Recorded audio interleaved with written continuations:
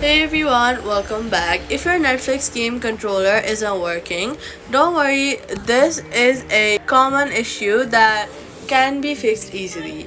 I will show you simple steps to get it working again. First, check your network connection on both your TV and phone. Netflix games need stable Wi-Fi connection to restart your router if needed. Next, make sure that your Netflix app is updated to the on the both devices. Go to the Play Store, App Store and install the latest version. Outdated version apps can often cause controller issues.